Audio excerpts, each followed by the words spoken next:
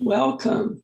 Good morning and welcome to the Unitarian Universalist Congregation of Ormond Beach, a welcoming community of compassion and acceptance. I'm Ellen Nielsen, and I invite you to our virtual worship service this morning. If you're joining for the first time this morning, we extend a special welcome to you. We invite you to join us after the service and remain on Zoom for fellowship and conversation. We would enjoy meeting you then if you'd like to introduce yourself. And we also invite you to see our website at uuormond.info and look for the About Us tab to find out more.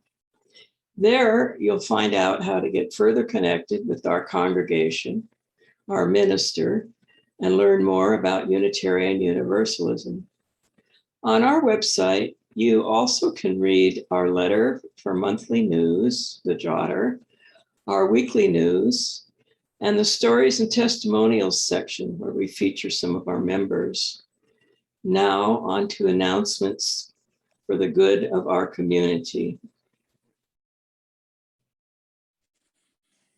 Given the latest on COVID, the Delta variant, and cases in Volusia, the Board of Trustees has updated plans for reopening our church. The UU Church will remain closed for discussion group, Sunday services, and after service socializing. All of these activities will continue on Zoom for the foreseeable future. Small groups and renters must be fully masked. In fact, everybody should be fully masked when in the building, and everyone should observe social distancing in our building. And non-member groups will be keeping a list and maintaining contact tracing forms for their groups. Our youth RE groups will also be on Zoom, and we will continue to follow the CDC guidelines throughout the COVID crisis, which means for a long time. We ask that everyone please wear a mask inside the building once more. Okay, so we have an announcement about COVID-19 booster vaccine shots. Now, I believe this may come from Joyce Nelson, the chair of our caring committee. The COVID-19 booster shots are available at Publix. They're offering Moderna and Pfizer. The recommendation for a booster is 6 months now. Go to Publix and click on COVID info at the top of the page and follow the link to find the stores close to you with available times. Joyce Nelson reported that there were no questions about immune status before or during the shot. There's a short questionnaire to fill out, and you need to bring your Medicare card with your Medicare number on it.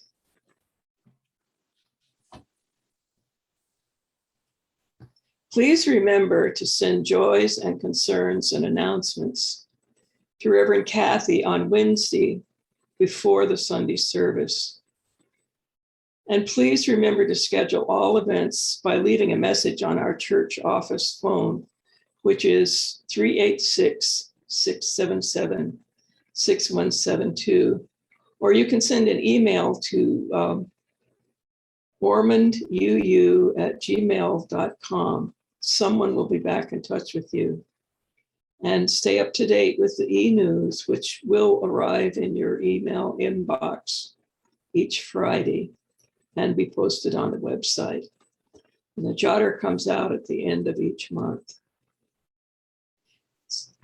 So in the absence of physically passing an offering basket at this time, we appreciate your continued financial support by mailing pledge payments to UUCOB. Please note the address change. We now have a post office box, UUCOB PO Box 2827, Ormond Beach, Florida, 32175.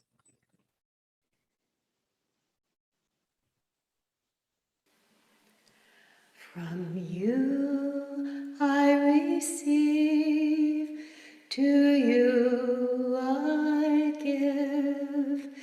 Together we share, and from this we live. At the sound of the gong, our service begins.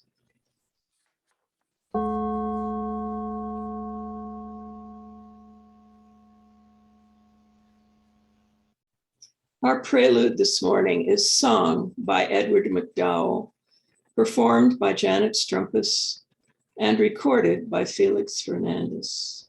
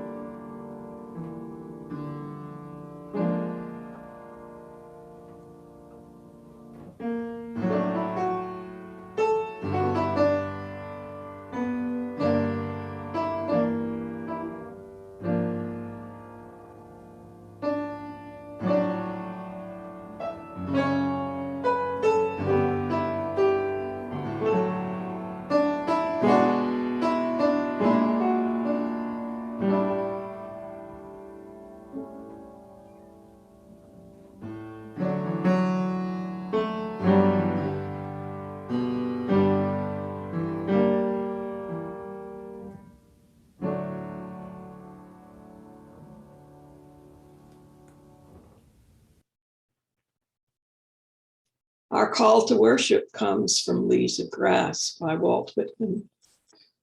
I hear America singing the varied carols I hear, those of mechanics, each one singing his as it should be, blithe and strong.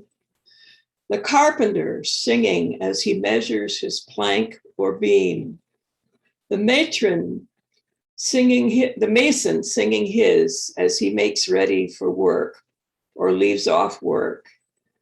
The boatman singing what belongs to him in his boat.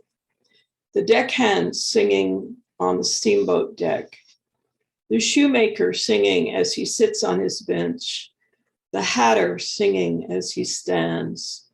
The woodcutter's song. The plowboy's on his way in the morning or at noon or at sundown, the delicious singing of the mother or of the young wife at work, or the girl sewing or washing.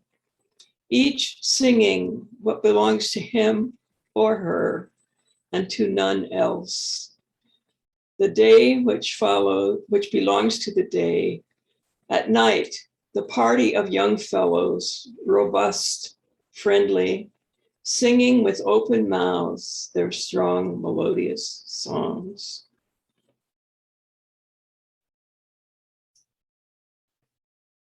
In recognition of Labor Day, we light this flame to honor all work, including the work of our hands and our backs.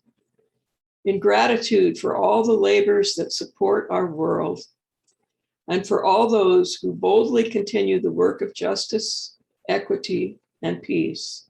The words of Florence Kaplow.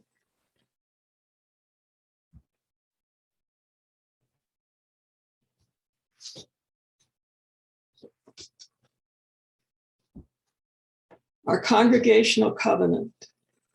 Love is the spirit of our congregation, and service is our aim. To dwell together in peace and freedom, to seek the truth, and to help one another. These are our goals.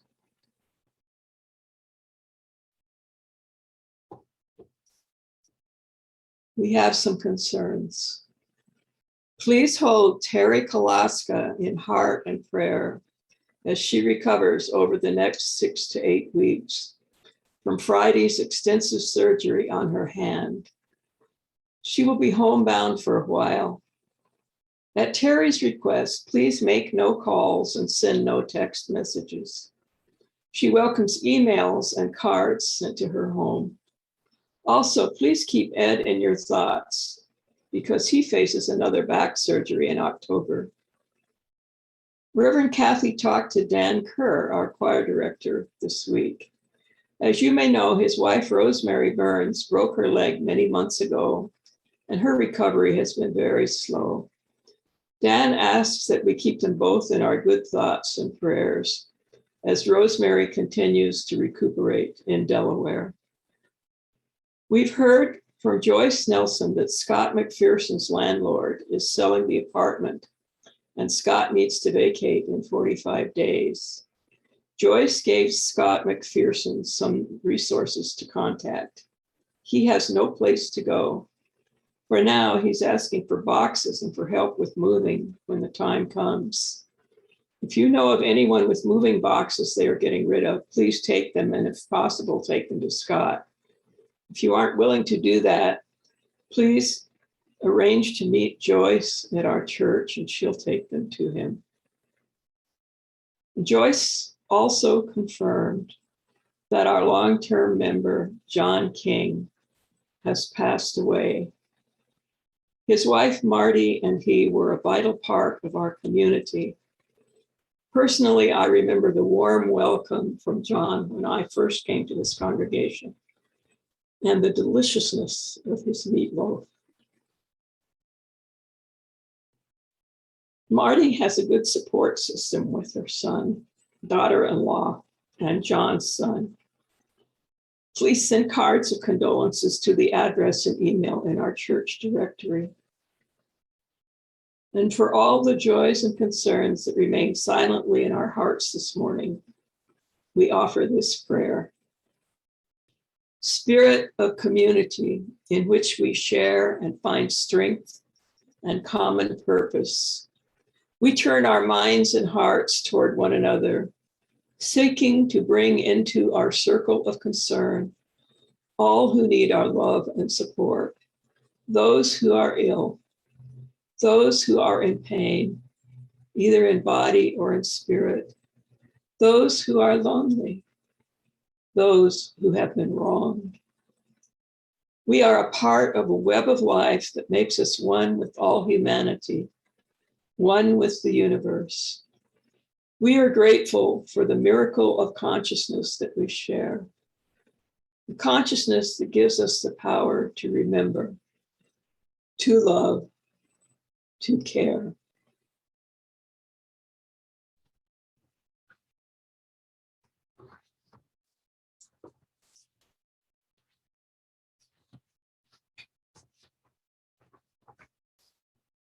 Tomorrow is Labor Day.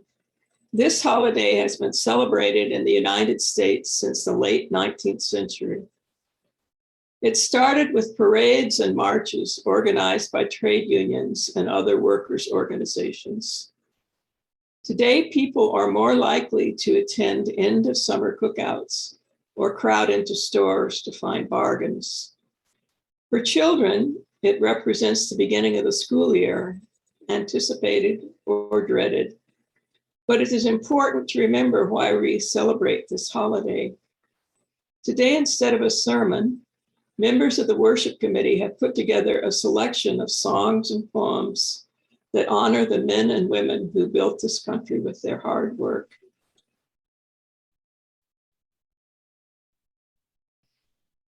This version of a traditional work song written down about 1880 tells the story of Irish immigrant workers who are drilling railroad tunnels.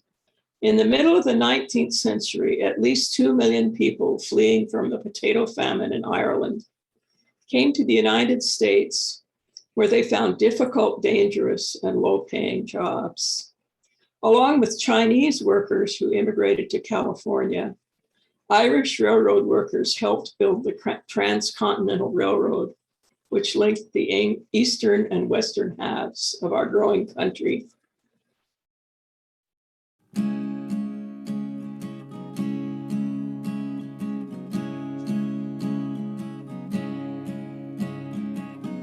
Every morning at 7 o'clock, there were 13 terriers drilling on the rock.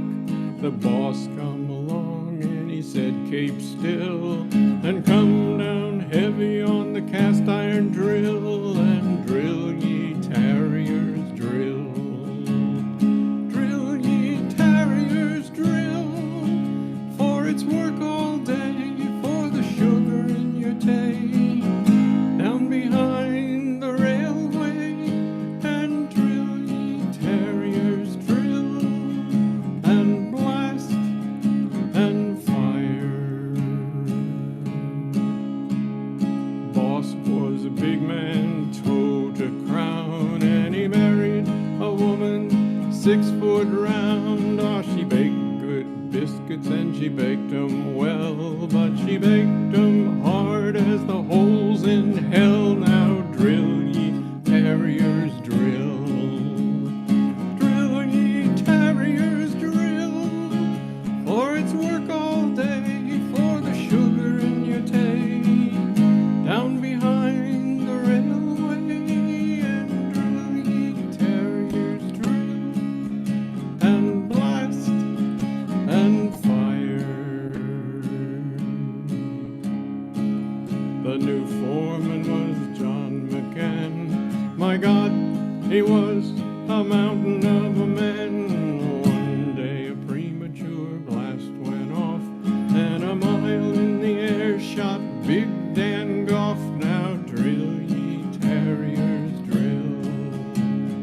Drill ye terriers, drill, for it's work all day for the sugar in your tay. Down behind the railway, and drill ye terriers, drill, and blast and fire. Next payday came around, and Goff $1 short was found. Asked what for, came this reply: "You was docked for the time you was up in the sky." Now drill ye terriers, drill. Drill ye terriers, drill, for it's work all day for the sugar in your tay. Down behind the railway, and drill ye terriers, drill, and blast and fire.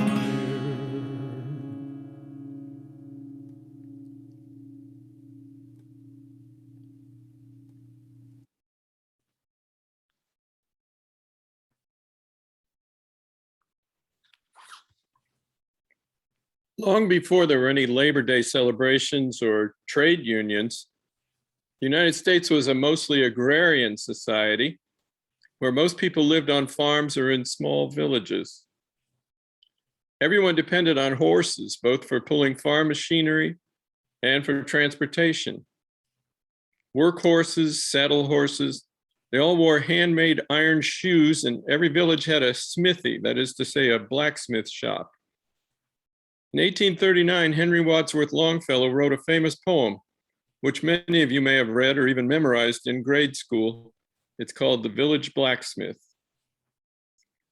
Under a spreading chestnut tree, the village smithy stands.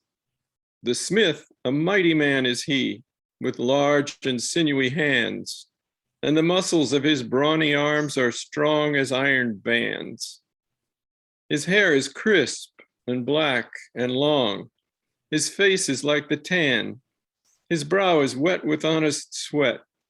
He earns whate'er he can, and looks the whole world in the face, for he owes not any man. Week in, week out, from morn till night, you can hear his bellows blow. You can hear him swing his heavy sledge with measured beat and slow, like a sexton ringing the village bell when the evening sun is low. And children coming home from school look in at the open door. They love to see the flaming forge and hear the bellows roar and catch the burning sparks that fly like chaff from a threshing floor. He goes on Sunday to the church and sits among his boys. He hears the parson pray and preach. He hears his daughter's voice singing in the village choir, and it makes his heart rejoice. It sounds to him like her mother's voice, singing in paradise. He needs must think of her once more, how in the grave she lies, and with his hard, rough hand he wipes a tear out of his eyes. Toiling, rejoicing, sorrowing, onward through life he goes. Each morning sees some task begin, each evening sees it close. Something attempted, something done, has earned a night's repose. Thanks, thanks to thee, my worthy friend, for the lesson thou hast taught. Thus at the flaming forge of life our fortunes must be wrought. Thus on its sounding anvil shaped each burning deed and thought.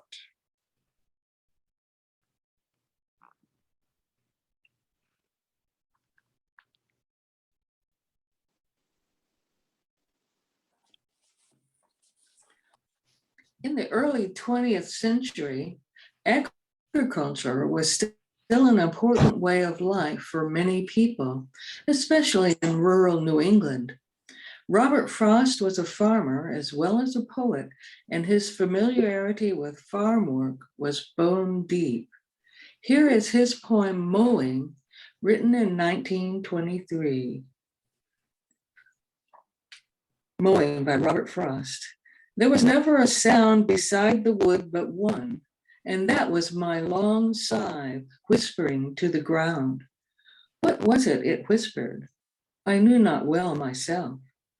Perhaps it was something about the heat of the sun, something perhaps about the lack of sound, and that was why it whispered and did not speak. It was no dream of the gift of idle hours or easy gold at the hand of fay or elf. Anything more than the truth would have seemed too weak to the earnest love that laid the swell in rows. Not without feeble-pointed spikes of flowers, pale orchids, and scared a bright green snake. The fact is the sweetest dream that labor knows. My long sigh whispered and left the hay to make.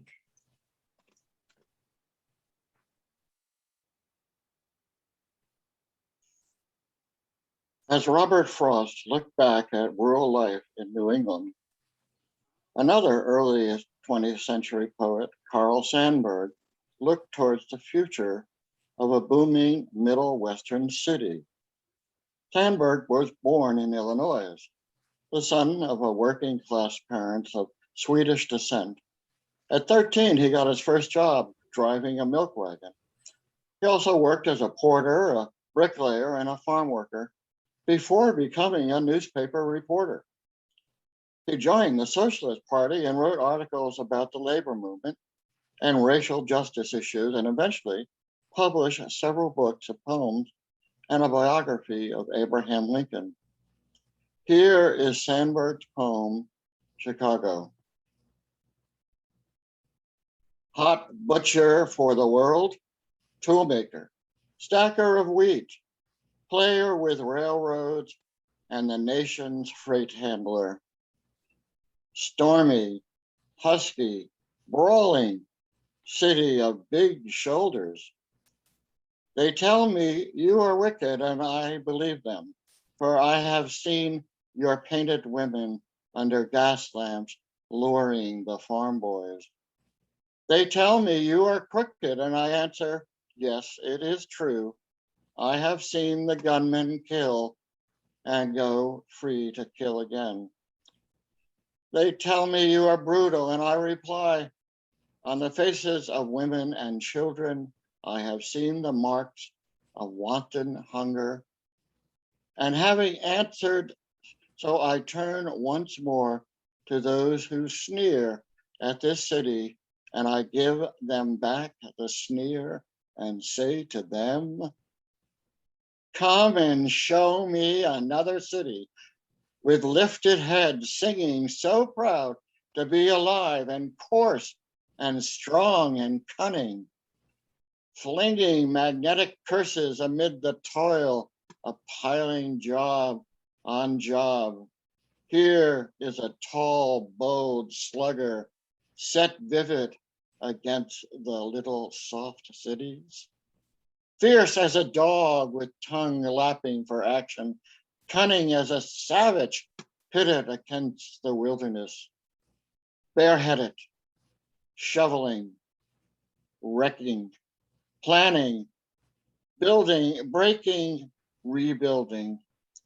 Under the smoke, dust of all his mouth, laughing with white teeth under the terrible burden of destiny, laughing as a young man laughs, laughing even as an ignorant fighter laughs who has never lost a battle, bragging and laughing, and under his wrist is the pulse, and under his ribs is the heart of the people, laughing, laughing the stormy, husky, broiling laughter of youth, half naked, sweating proud to be the hog butcher, the tool maker, the stacker of wheat, the player with railroads, and the freight handler to the nation.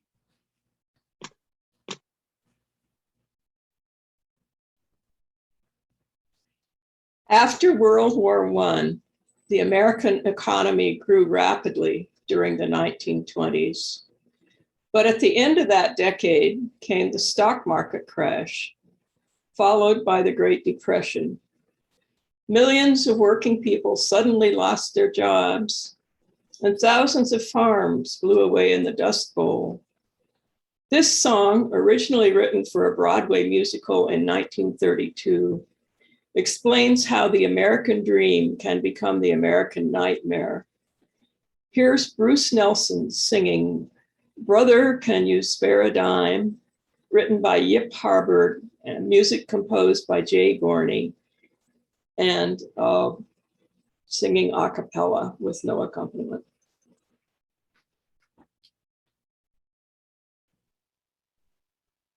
Once I built a railroad, made it run, made it race against time. Once I built a railroad, now it's done. Brother, can you spare a dime? Once I built a tower up to the sun, brick and rivet and lime. Once I built a tower, now it's done. Brother, can you spare a dime? Once in khaki suits, gee, we look swell, full of that Yankee doodle-dum. 500,000 boots went slogging through hell, and I was the kid with a drum. Say, don't you remember, they called me Al. It was Al all the time. Say, don't you remember, I'm your pal. Buddy, can you spare a dime? Once in khaki suits, gee, we look swell, full of that Yankee Doodle-Dum. 500,000 boots went slogging through hell, and I was the kid with a drum. Say, don't you remember, they called me Al. It was Al all the time. Say, don't you remember, I'm your pal. Buddy, can you spare a dime?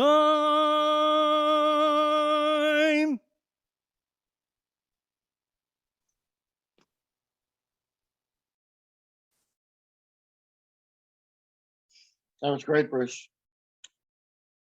This poem, The Rocks Down Here, is from Kettle Bottom, a collection of poems by Diane Gillian Fisher, which tells the story of the mine wars in Mingo County, West Virginia, just 100 years ago.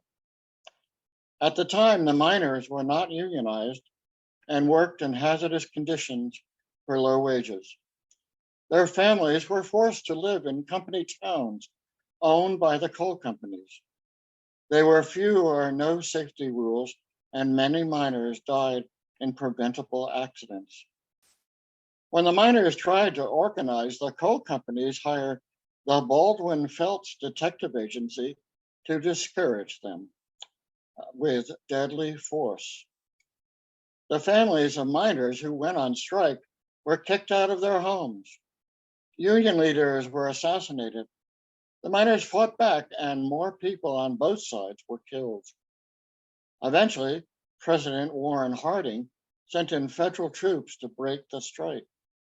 In this poem, a miner explains why he goes down into the mine, into danger and darkness. The rocks down here.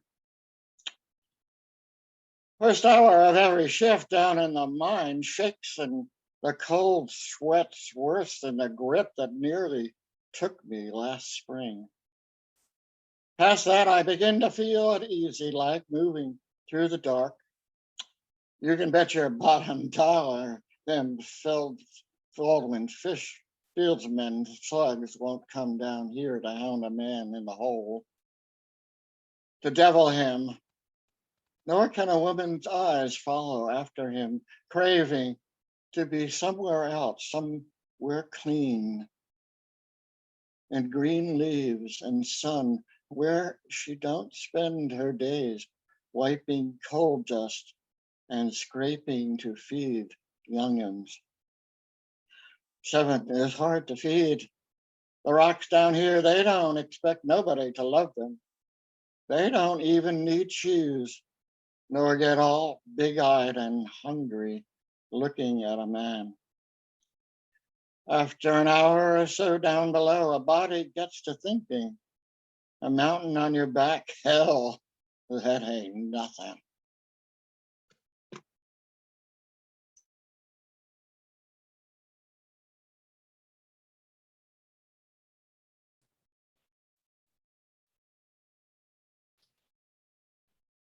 Once I owned a t-shirt that said, "Women hold up half the sky." Women have always done all kinds of work in the home, on farms, in offices, and in factories, often for no pay or less pay than men.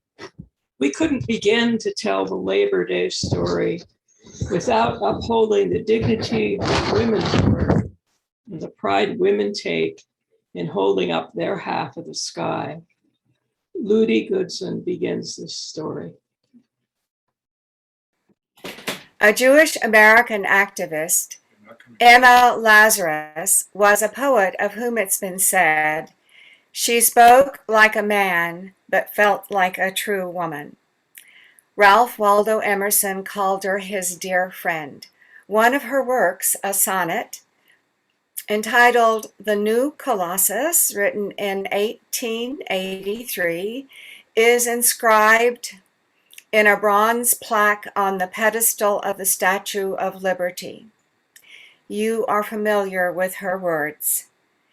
Give me your tired, your poor, your huddled masses yearning to breathe free.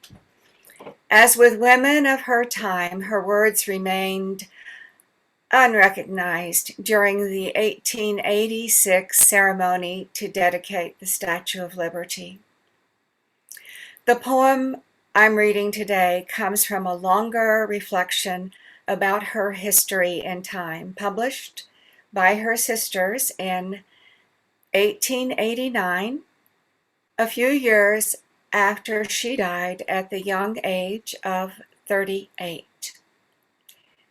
It is called Work. Yet life is not a vision nor a prayer, but stubborn work. She may not shun her task. After the first compassion, none will spare her portion and her work achieved to ask. She pleads for respite. She will come ere long when resting by the roadside she is strong. Nay, for the hurrying throng of passers-by will crush her with their onward rolling stream. Much must be done before the brief light die.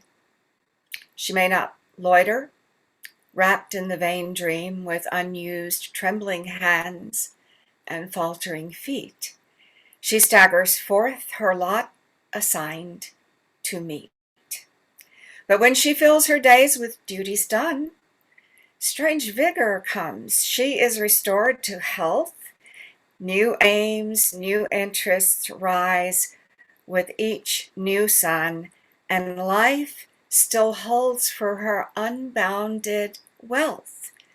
All that seemed hard and toilsome now proves small, and naught may daunt her.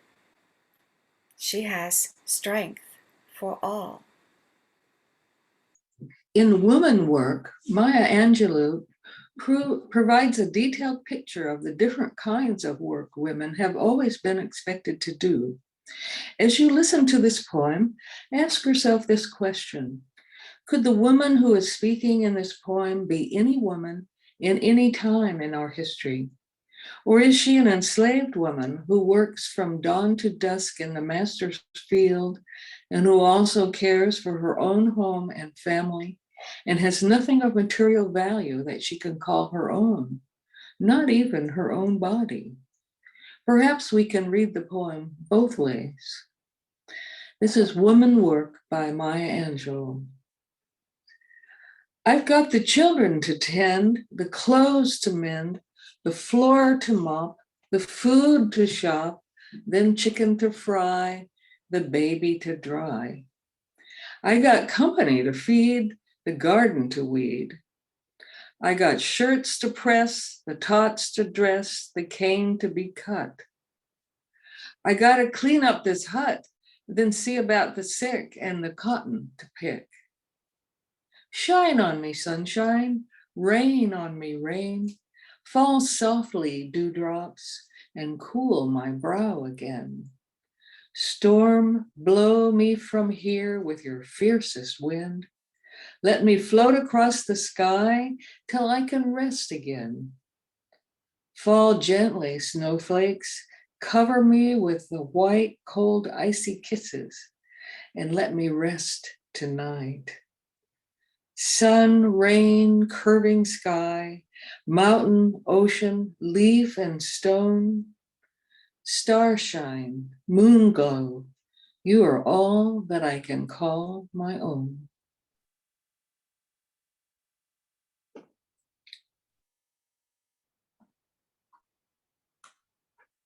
This poem about my grandmother, Mariana Agata Christensen, is based on a family legend, which may or may not be true, passed on to me by my father. Like most farm wives and homemakers, my grandmother never received a paycheck, but she raised 10 children who survived the Great Depression and the Dust Bowl and went on to live successful and productive lives. The day the threshers came. September. The wheat is ripe and heavy. My grandmother's belly swells with the third sun. Harvest time. The threshing machine steams along from farm to farm, belching cinders and black smoke. A crew comes with it, brawny, sweating, hungry as locusts. For each farm wife, it is a point of honor to feed them well.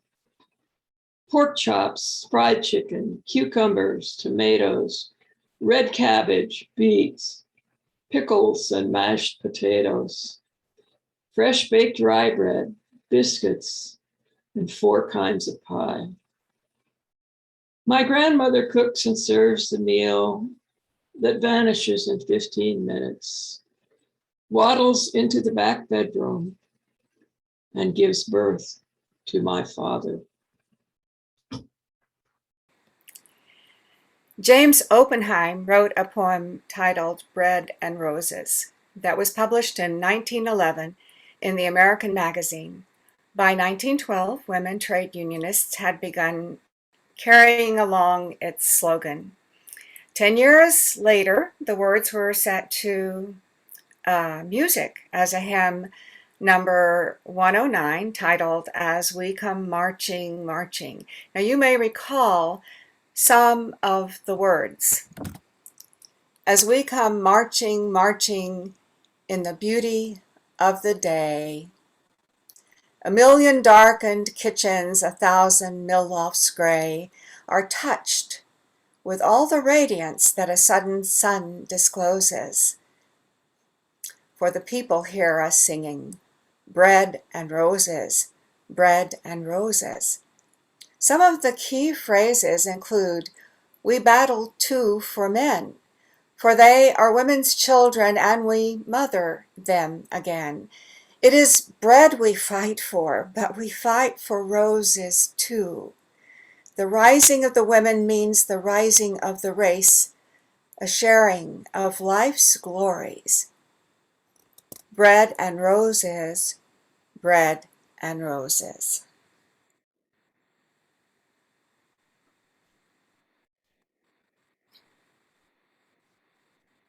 We close our presentation with Pastures of Plenty by Woody Guthrie, sung by Dan Gribben.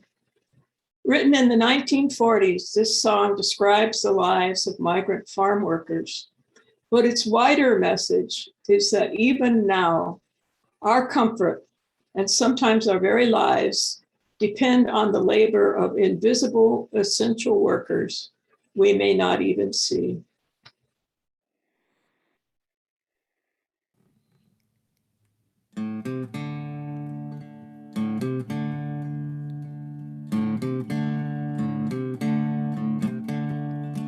It's a mighty hard road that my poor hands have hoed. My poor feet have traveled a hot, dusty road. It's out of your dust bowl and westward we roll.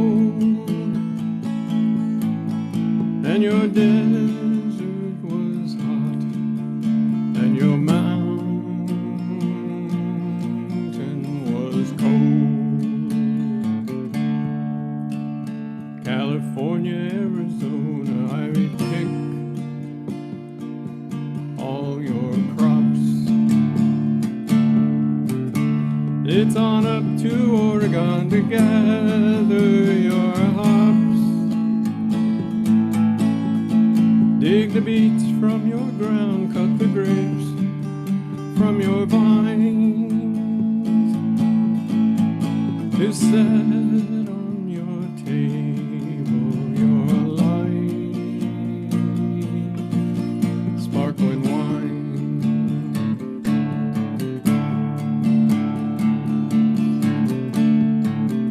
Green pastures of plenty from dry desert ground. From the Grand Coulee Dam where the waters run down. Every state in the Union was migrants have been. We come with the dust and we go with the wind. We come with the dust and we go with the wind.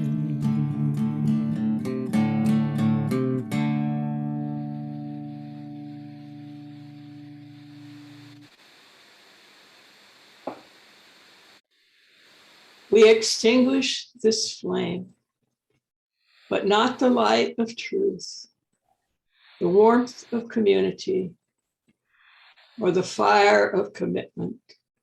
These we carry in our hearts until we are together again.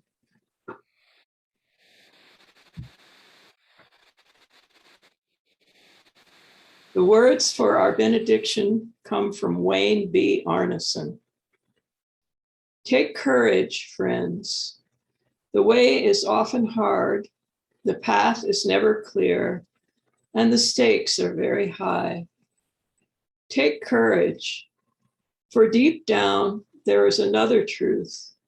You are not alone.